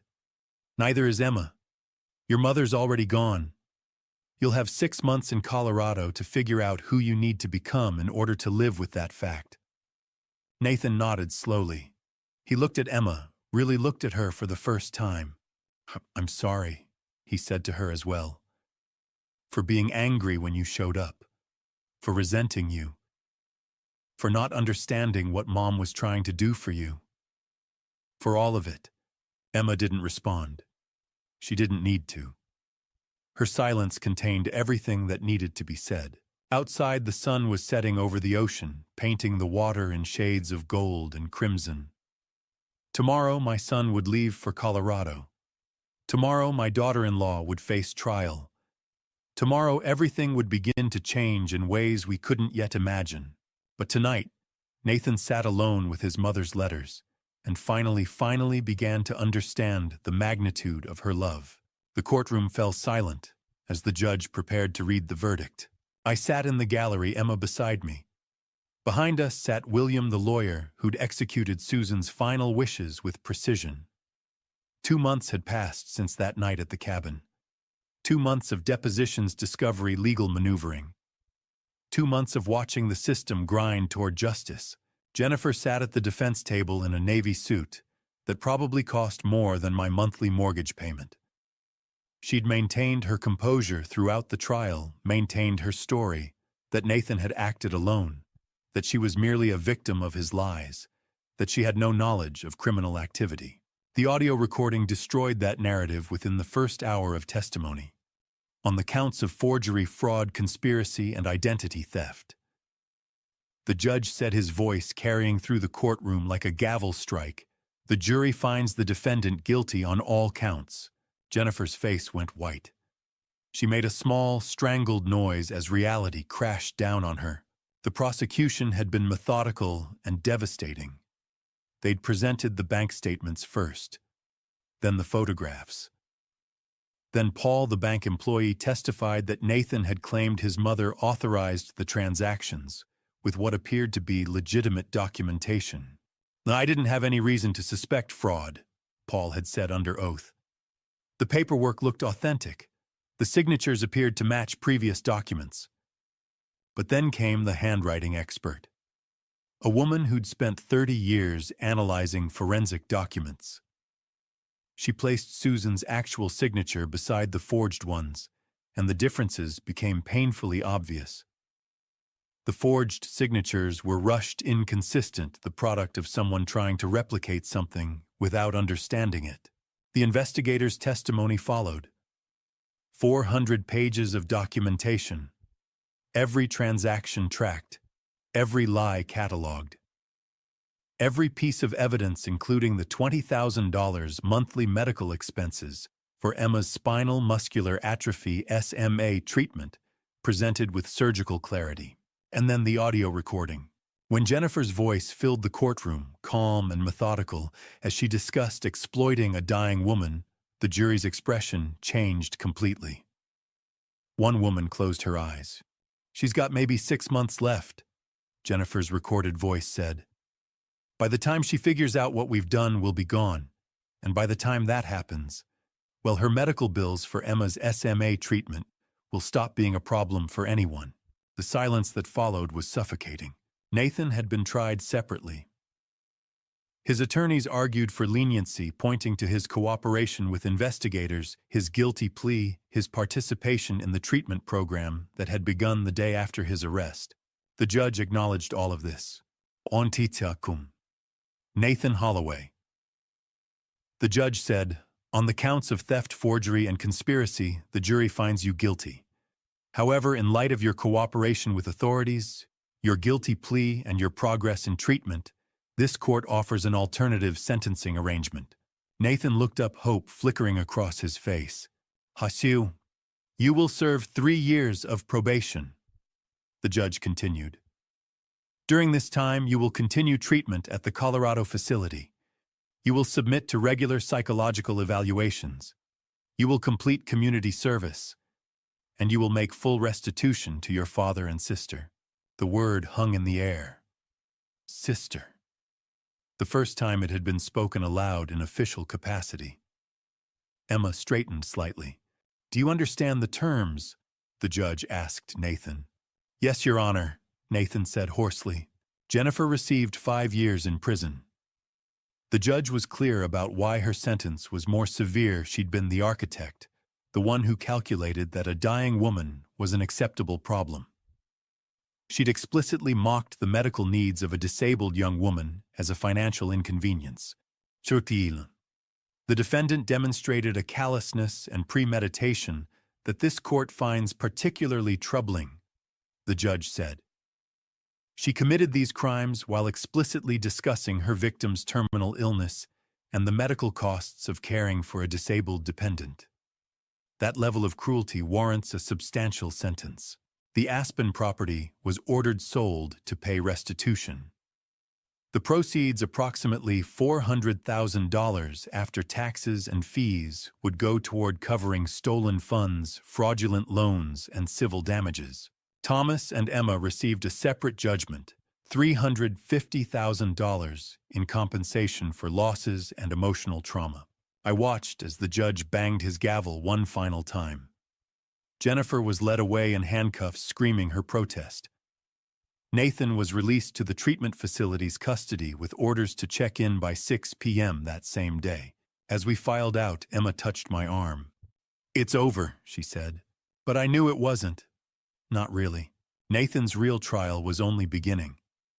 He'd spend the next 3 years proving whether his mother's faith in him had been justified, whether a person could actually change, whether redemption existed in more than just theory. Outside the courthouse, reporters called out questions. I didn't answer. Emma didn't either. We walked past them toward William, who waited with a quiet smile of professional satisfaction. "The restitution will process within 30 days, he said. "The property sale should close by then." I nodded. Money, justice, legal remedies for crimes that no amount of compensation could truly address. But it was something. It was accountability. It was the system imperfect as it was working the way it was supposed to. Later that evening, I sat alone at the cabin and reread Susan's final letter. If you're reading this, it means justice has been served. It means Nathan is facing consequences. It means Jennifer has been held accountable. But the real story won't be written in a courtroom. It will be written in Colorado in group therapy sessions and quiet moments of reflection. It will be written in Nathan's choices day by day for the next 3 years. I'm asking you to believe in him, Robert. Not to forgive what he's done. Not to pretend it didn't happen. But to believe that people can change. That's all a mother ever really hopes for. I folded the letter carefully and placed it back in the wooden box. The one Nathan had made for Susan all those years ago, back when he was still the person she believed in. Whether he could become that person again was a question only time could answer. The cabin was quiet around me. Outside, the ocean crashed against the rocks, the sound both endless and permanent. The same sound that had witnessed her love for Emma, her plans for redemption, her desperate hope that somewhere in her broken family transformation might still be possible. I stood and walked to the window, looking out at the darkness of the Oregon coast. Tomorrow, I would call the realtor about listing the cabin. $4.1 million. Enough money to change my life. Enough to start over. But tonight I would sit with this moment, with the weight of justice served and the uncertainty of what came next. Because that's what Susan had left me in the end. Not just answers, but questions. And the understanding that sometimes those questions are more valuable than any answer could ever be. 3 months after the trial, the state of Oregon made an offer for the Cannon Beach property. They wanted to develop it into a protected coastal area. The offer came in at $4.1 million. I didn't hesitate. I accepted immediately. The money was distributed according to Susan's wishes. Emma received $1.5 million in a trust that would cover her spinal muscular atrophy SMA treatment for the rest of her life. The remaining funds came to approximately $2.6 million. That money was mine. For the first time in my life, I had real security, real choices. The cabin was demolished within weeks. I didn't watch. Emma didn't want to either. We let it go quietly, watching from a distance as the bulldozers came and reduced Susan's gift to rubble. It seemed fitting. The structure had served its purpose. Now it would become protected land. Emma and I moved to a small house about 2 miles north of Cannon Beach. It sat on a 1/4 acre with an ocean view from the back porch. I called it home the moment I walked through the door. There was a garden out front, overgrown and untended. I spent the first month clearing it, preparing the soil. Emma watched from the porch, offering suggestions, and I realized I was doing something I'd never done before, building something with my daughter.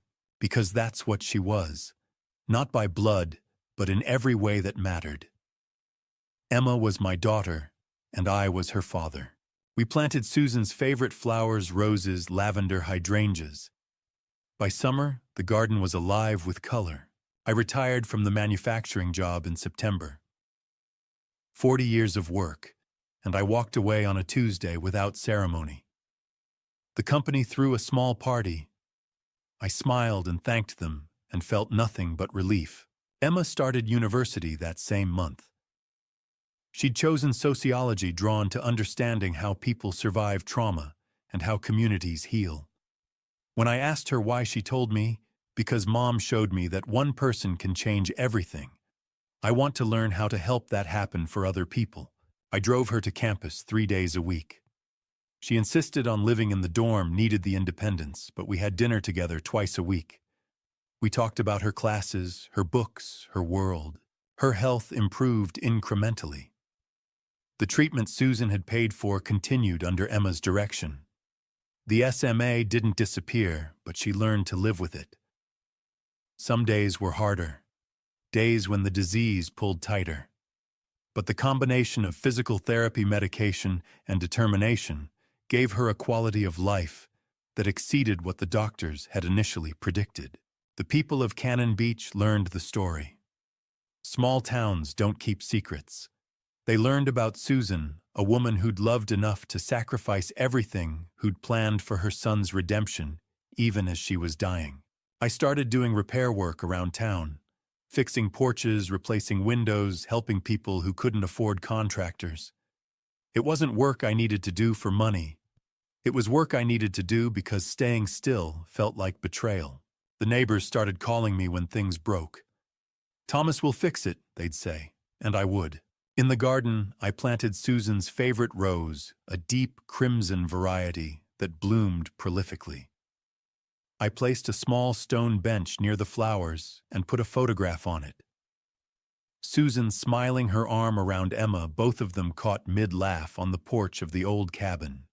"She's not here," Emma said once, finding me sitting on that bench early in the morning. "I know," I replied, "but you talk to her sometimes. I've heard you." "Is that strange?" I asked. "No," Emma said, sitting beside me. "I do too." We sat in silence, and I thought about Susan's letters, about how love sometimes means lying, about how the deepest truth can come from the most carefully constructed deception. Emma started having dizzy spells in her 4th month of university. Doctor's visits confirmed what we'd been waiting to hear: the disease was progressing. By spring, she'd need a wheelchair for campus. By summer, her independence would be curtailed in ways neither of us was ready to face. But she didn't stop going to class. She adapted. She organized her schedule around her energy levels. She learned to ask for help when she needed it. And I learned watching her what real strength looked like. That was when the letter arrived from Colorado. It came on a Tuesday morning, addressed to both of us. The envelope was thick, official. It was from the treatment facility, forwarding a message from Nathan. Emma opened it. We read it together. "He's finished the program," she said quietly, "and he wants to meet with us." I held the letter in my hands.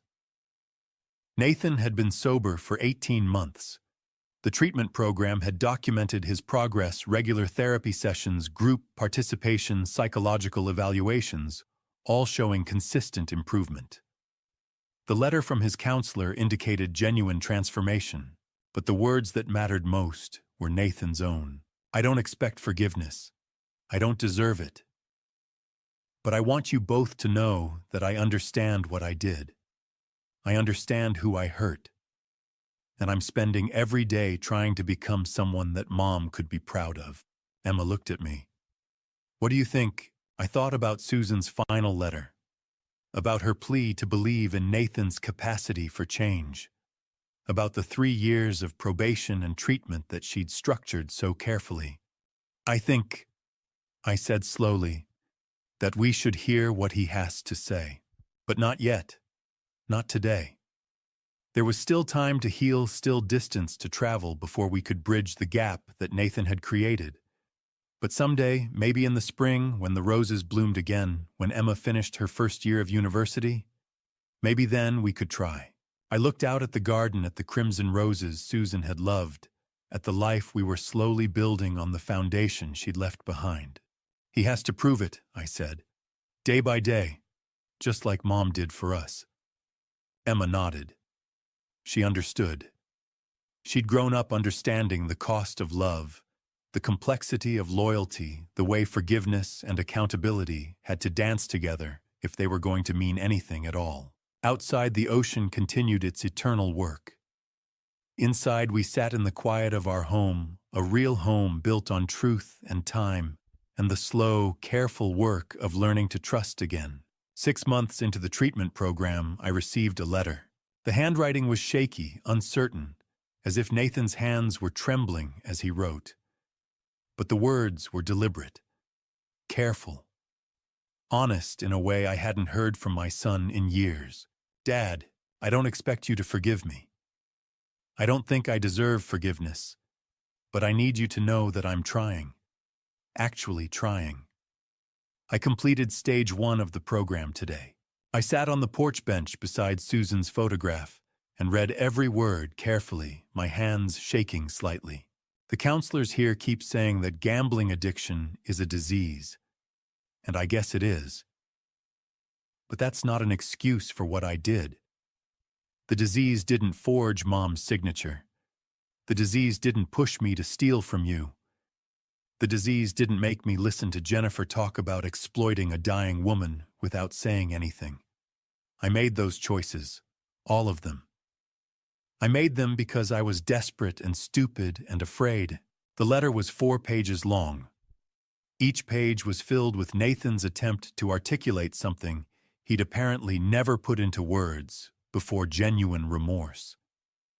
Not the performative apology of someone trying to escape consequences, but the slow, painful work of actually seeing what he'd done. I've been reading Mom's letters, the ones she left for me, over and over.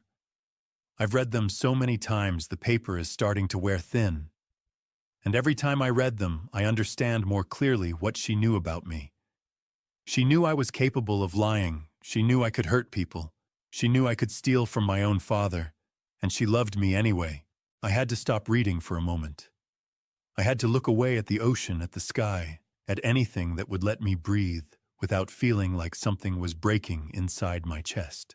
I work in the kitchen here. I wash dishes, prepare meals, help other people get through their day. It's not glamorous work. It's not the kind of work I thought I'd ever do. But it's honest work, and it matters.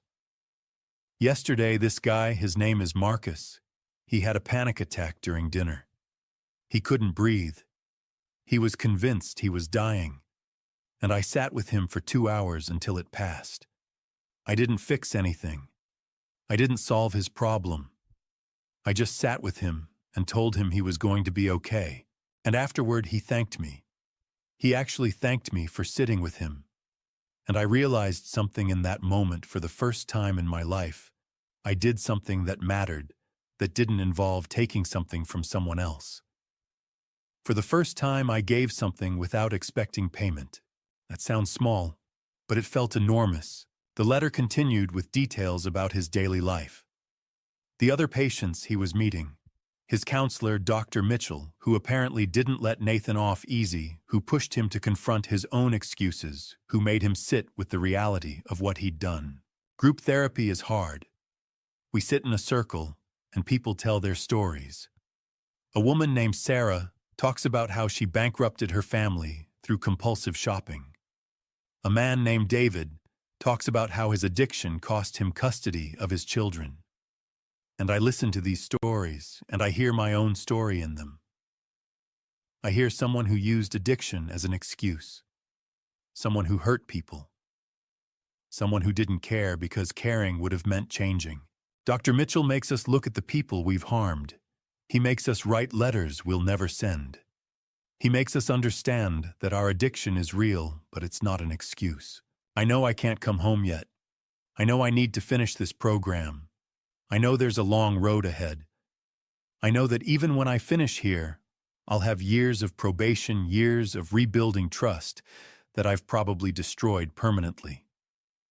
But I wanted you to know that I'm on that road. I'm actually on it, Dad. I'm not pretending. I'm not trying to get out early or manipulate the system. I'm actually trying. Can I call you? I know I don't deserve it, but I'd like to try. I folded the letter carefully and held it for a long time before I showed it to Emma. She read it in silence, her expression unreadable. She was using the wheelchair now. The disease had progressed faster than the doctors predicted, but her mind was as sharp as ever. What do you think? I asked her quietly. I think he's trying, she said, finally looking up from the letter. I think it's a start, but I also think you need to be careful. People can say anything in a letter. It's the follow-through that matters. I know, I said, but I want to give him a chance. 2 days later, Nathan called. His voice sounded different on the phone. Smaller somehow. Less certain. When he spoke, it was like listening to a stranger who happened to share my genetics. Dad, he said. His voice cracked on the single word. Thank you for taking my call. Thank you so much. Hello, Nathan, I replied. I kept my voice neutral, careful. I wasn't ready to offer warmth. I wasn't sure I'd ever be ready. How are you? I'm okay, he said. I'm not okay. I'm in a treatment facility. But I'm stable. I'm trying to be better. There was a long pause. Chick, I know I don't deserve another chance. He said immediately, the words tumbling out like he'd rehearsed them 100 times. I know what I did. I know how badly I hurt you and Mom and Emma. And I'm not asking for forgiveness. I'm just asking if I can keep trying. If you'll let me keep trying. I'm trying at what? I asked, my voice careful. At being someone you don't have to hate, he said. At being someone Mom would have been proud of. At being someone I could actually be proud of. At becoming a person instead of just whatever I was before. We talked for 30 minutes that first call. He asked about the house, about Emma's health, about the garden. I gave short answers, still protective, still uncertain. But I listened. I actually listened to the words he was saying, not waiting for him to disappoint me, not bracing for another betrayal. "Can I write to you?" he asked before we hung up. "Like Mom did, I want to write to you regularly. I want to keep trying to explain what I'm understanding about myself. I don't expect you to write back if you don't want to. I want to try." "Yes," I said after a moment. "You can write." The letters started arriving weekly after that. Small handwritten notes at first, then longer letters as Nathan's confidence grew. He wrote about his daily struggles, about sitting in group therapy and hearing stories that mirrored his own, about learning for the first time in his life to sit with uncomfortable emotions instead of running from them or numbing them with gambling or lies. "I was reading Mom's letters again," he wrote in one letter. "The one where she talks about why she didn't tell you about me. She says she was protecting you, that she couldn't bear to watch you suffer. And I finally understand what that means. It means loving someone enough to lie to them. It means knowing that the truth will hurt them and choosing a different path anyway. I never did that. I never loved anyone like that. I loved myself more than I loved you or Mom or Emma. I used people. I lied to them. I took from them. And I called it survival. I don't know if I'll ever be able to love someone like Mom loved us, but I'm going to try to learn." Emma watched me read these letters week after week, watched me slowly begin to separate the person my son was becoming from the person he had been. "Do you think he means it?" she asked me one evening as we sat in the garden, the sunset painting the sky in shades of orange and gold. "I think he's trying to mean it," I said. "Whether that's enough, I don't know yet." "Will he come home?" she asked. There was a note of something in her voice I hadn't heard before. Not forgiveness exactly, but something that might grow into it given time. I looked at Susan's photograph on the bench at the garden she'd never see, at the daughter she'd saved, and the son she'd tried so hard to rescue. "I don't know," I told Emma honestly. "But for the first time I have hope that he might actually become someone who deserves to come home." Emma nodded slowly. She reached over and took my hand, and we sat together in the garden waiting for whatever came next. 1 year later, Emma and I sat on the porch of our new house watching the sunset paint the sky in shades of amber and rose. The house was modest, a small cottage just outside Cannon Beach, far enough from the tourist crowds, but close enough to hear the ocean's constant voice. When the cabin sold for the promised $4.1 million, William had helped me invest wisely. The house was paid for. The future was secure. For the first time in my life, I wasn't living paycheck to paycheck or controlled by fear of financial ruin. Emma had completed her first year of university with top marks. Her sociology papers were already being discussed by her professors as examples of exceptional insight and understanding. She'd found her purpose, found her voice, found her way to transform her own pain into something meaningful that could help others navigate their own darkness. The mobility challenges of her disease didn't stop her. Some days were harder than others, days when the muscular dystrophy pulled tighter, when her legs refused to carry her the distances she wanted to travel. But she'd adapted, learned, persisted. A combination of physical therapy, medication, and sheer determination had given her a quality of life that went far beyond what the doctors had initially predicted when she was first diagnosed. The roses Susan had loved were in full bloom, now bursting with color and life. We'd replanted the entire garden in our new space, bringing seeds and cuttings from the cabin. It had become something almost sacred, a living monument to the woman who'd orchestrated all of this from her hospital bed before she died. Red roses, lavender hydrangeas in soft blues and purples. Every plant chosen because Susan had loved them, had tended them with care, had wanted them to flourish long after she was gone. "I was thinking about Mom today," Emma said, breaking the comfortable silence between us. Her voice was thoughtful, weighted with the kind of reflection that comes only with time and distance. "What about her?" I asked, turning to look at my daughter. My real daughter in every way that mattered. "How much she gave up for us," Emma said quietly. "How much she planned while she was actively dying. How she never once let us see how terrified she must have been. She just kept working, kept planning, kept making sure we'd be okay after she was gone." I thought about that. About Susan knowing her time was running out, spending those final months not focused on herself, but on building a fortress for her family. On leaving nothing to chance. On making sure that every contingency was covered, every person was protected, every loose end was secured. "She did what mothers do," I said. "She loved us enough to plan for our survival, even when it meant deceiving us." "But you weren't her biological family," Emma said. It wasn't really a question. She was processing something she'd been thinking about for months, maybe longer. "No," I agreed. "But I was hers, in every way that mattered. And you were always hers. And Nathan—" I paused, choosing my words carefully. "Nathan was always hers, even when it seemed impossible to save him."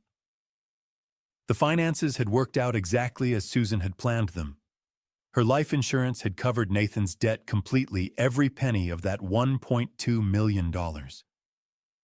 Emma's trust fund was growing steadily with careful investment, ensuring she'd have resources for whatever her future held, whatever her disease demanded of her. My portion had given me the freedom I'd never known in my entire life. Freedom from desperation. Freedom to choose my days. Freedom to simply exist without the constant weight of financial fear. Every one of Susan's wishes had been fulfilled with precision and care. The debts were paid. The criminals were held accountable. The guilty had faced consequences in court. And those of us who remained had been given a path forward, a roadmap to healing. Nathan had written to us 3 weeks ago. He was working as a peer counselor at the treatment facility in Colorado, helping other people navigate addiction the way he was learning to navigate his own. He'd been sober for a full year. He was attending therapy twice a week, sometimes 3 times. He was writing us regularly careful, honest letters that showed a man slowly, painfully becoming someone worth knowing again. But we hadn't invited him home yet. "Lost trust takes time to rebuild," I'd written back to him in response to his question about visiting. "Maybe someday, but not yet. We need to see consistency. We need to know that you're choosing recovery day after day without the safety net of expecting forgiveness." I believed it, though. For the first time, I genuinely believed that maybe someday my son could come home, that he could sit at a table with Emma and me, and it wouldn't feel like betrayal or danger. That he could look at us, and we could see in his eyes the man Susan had always believed he could become beneath all the lies. Emma reached over and took my hand. Her fingers were thin but strong, gripping mine with certainty.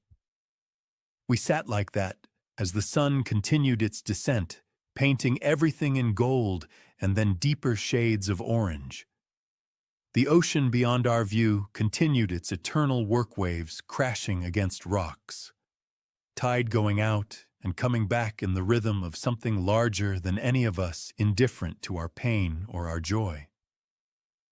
"Do you think she knew," Emma asked, "how it would all turn out, if Nathan would change, if we'd be happy, if things would work out?" "I think she hoped," I said, my voice quiet. I think she planned for the best outcome while preparing for the worst possible scenario. She left us letters and documents and a roadmap through the darkness, but she couldn't have known for certain how it would end. No one can predict that. It ended well, Emma said. It was a statement, not a question. It did, I agreed. I thought about that moment in the wooden box, the moment I'd discovered my wife's final gift. Not just the money or the documents or the carefully constructed plans to save us, but the realization that I'd been loved so completely, so thoroughly, that someone had spent her final months ensuring my survival. Ensuring Emma's survival. Even ensuring Nathan's survival despite his choices, despite his betrayal. Love, I'd learned through all of this, sometimes hides in old letters and secret plans. Love sometimes looks like deception because it's trying to protect you from truths that would break you. Love sometimes means making impossible choices and living with the consequences of those choices. Susan had loved me that way. She'd loved Emma that way. She'd even loved Nathan that way so much that she'd arranged consequences that might save him, might transform him, might give him a second chance at becoming the son she'd always known he could be if someone gave him the opportunity. I had a daughter who was brilliant and kind and learning to navigate the world with courage that broke my heart every single day. I had a future that belonged to me alone, not dictated by circumstance or necessity or fear, but chosen deliberately. And I had the knowledge that Susan had loved me well enough to orchestrate this entire symphony of events to ensure my happiness. I was thinking, Emma said slowly, her eyes still fixed on the horizon, about what we should do for Mom's birthday. Next month, I mean. I know she's not here. I know she won't celebrate it or know about it. But maybe we should do something anyway. Plant something new in the garden. Or write letters to her. Something that honors what she did for us. That's a good idea, I said. What did you have in mind? I'm not sure yet, Emma said honestly. But something that feels right. Something that says thank you for saving us. Thank you for loving us this completely. As the sun disappeared below the horizon, painting the ocean in shades of deep purple and indigo, I thought about Susan. About the complexity of her love. About the way she'd hidden her truth in service of ours. About how in the end, the most powerful thing she'd left behind wasn't money or documents or carefully constructed plans. It was family. Real family. Not bound by blood or biological obligation, but by choice and love and the deliberate decision to belong to each other. I belong here, I said quietly. Finally, after all these years, I actually belong somewhere. I know, Emma replied, squeezing my hand gently. We both do.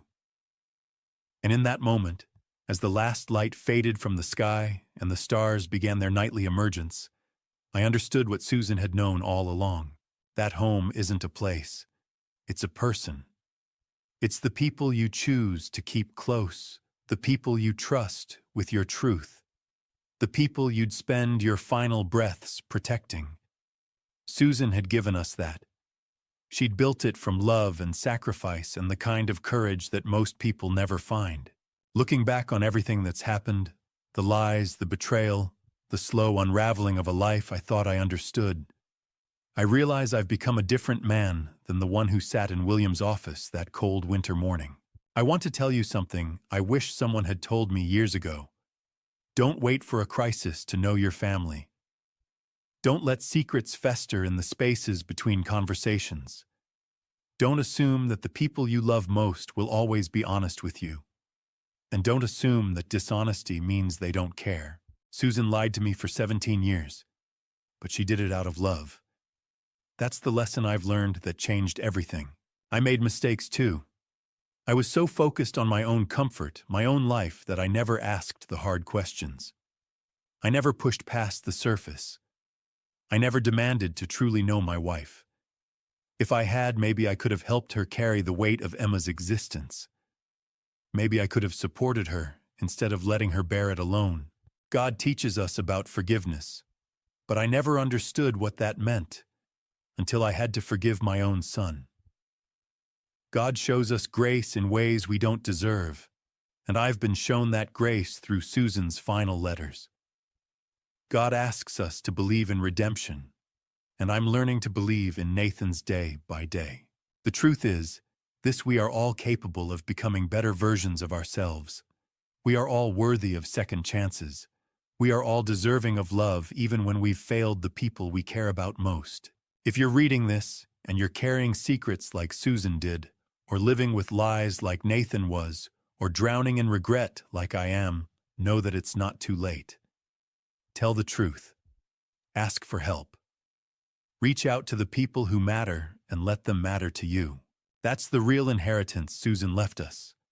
Not money or property or carefully orchestrated plans, but the understanding that love means showing up being honest and choosing each other every single day. Share your story in the comments. Tell me how you found your way through deception or betrayal. Subscribe to our channel for more stories about family redemption and the courage it takes to truly belong, because we all deserve to belong somewhere.